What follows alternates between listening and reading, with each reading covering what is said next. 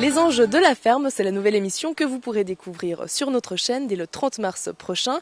Une émission de prévention agricole avec 10 épisodes qui se pencheront sur la sécurité au travail des paysannes. Le reportage de Nando Lugimbul. La voilà, cette série de 10 épisodes consacrée à la prévention dans le monde du travail agricole. Dans chaque capsule de 7 minutes, des agricultrices témoignent de leur expérience. Si tu as des souliers qui crochent bien, tu as moins d'accidents qui pourraient arriver. Les 3 premiers épisodes ont été diffusés ici à Moudon en avant-première devant un parterre de journalistes, d'acteurs de la prévention agricole et d'actrices de la série des anges de la ferme. Parmi elles, Rita Moser, héroïne d'un sujet consacré au stress dans la profession paysanne. Je m'appelle Rita Moser. Je viens de Courtelary. J'exploite une ferme avec mon mari. Alors, ça fait comment de se voir à l'écran? Un peu bizarre de se voir à la télé comme ça sur un grand écran, mais non, bien. C'était vraiment bien comme ils l'ont fait. L'originalité réside surtout dans le choix des acteurs, en l'occurrence des paysannes. Ça vous a surpris qu'on vienne s'adresser à vous plutôt qu'à votre époux? Oui, quand même un peu, parce que c'est quand même lui qui fait beaucoup aussi, plus. Ce qui est aussi dans les machines, tout ça. Mais voilà, il voulait aussi savoir l'avis des femmes, apparemment. Certains maris n'étaient pas d'accord qu'on vienne filmer chez eux. Parce qu'ils ressentent ça comme des fuineurs un petit peu. Et puis, je pense qu'ils vont se dire, ah mais voilà, ils viennent me contrôler. Et puis ça, c'était pas du tout le but, mais voilà. D'autres thèmes sont abordés comme le travail avec les bêtes, le problème des assurances ou encore la manipulation des machines agricoles. Des thèmes non pas choisis par une bande d'experts assis à Berne. Ces thèmes sont les 10 thèmes prioritaires qui ont été mis sur la table par les femmes. C'est pas nous qui avons choisi les thèmes, c'est un groupe de travail constitué de femmes agricoles. Pour animer et construire ces 10 épisodes, la télé a fait appel à Nathalie Elfer, journaliste indépendante. En fait, les agricultrices se sentent bien souvent pas écoutées, pas entendues. Pourtant, elles ont des préoccupations par rapport à la sécurité au travail. Donc là, il y avait vraiment un désir de leur donner la parole, d'effleurer les sujets. On n'allait pas forcément dans une information très très poussée, mais ça a été un désir rédactionnel de simplement effleurer un sujet pour leur permettre par la suite d'aller plus en profondeur par rapport au sujet lors de leurs réunions hebdomadaires ou mensuelles.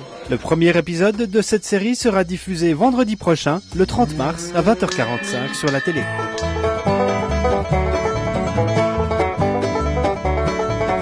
Les chiffres sont méconnus et font froid dans le dos. Chaque année, 50 paysans perdent la vie sur leur exploitation. Une campagne de sensibilisation vient d'être lancée. C'est souvent au volant de leur tracteur que les agriculteurs risquent le plus leur vie. Mais la mort par asphyxie est aussi pointée du doigt.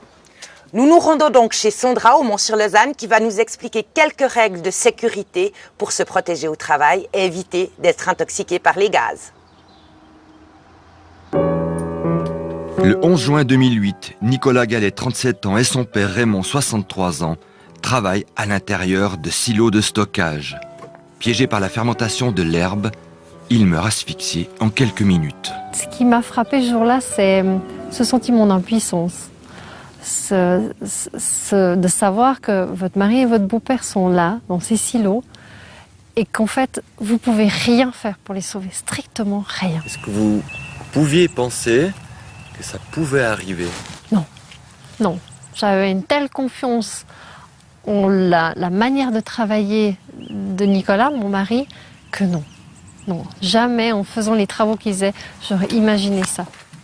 Travailler dans un silo pour aplanir l'herbe, les deux agriculteurs l'ont fait des dizaines de fois. Ce jour-là, pourtant, ils se font piéger par le gaz carbonique, inodore et incolore. En quelques minutes, 2 hommes de la maison qui sont vraiment les protagonistes de l'exploitation décèdent. Et qui sont vraiment plus là et que tout change en quelques minutes. Vous devez organiser les traites, vous devez tout gérer administrativement, vous devez continuer à vivre pour vos enfants, continuer à vivre pour que tout tienne debout. C'est souvent en fait l'impression que j'ai eue, c'est que si moi je flanchais, tout flanchait. Sandra et sa belle-mère n'ont pas le temps de s'occuper de leur peine. Elles tentent de poursuivre l'activité agricole, quelques mois seulement.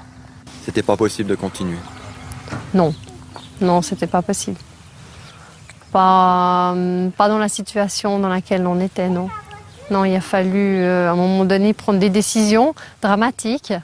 Dramatique pour toute ma belle famille, particulièrement pour ma belle maman, parce que elle qui a quand même été là pendant 40 ans, je veux dire, de voir des autres agriculteurs être sur ces terres, c'est dramatique pour elle.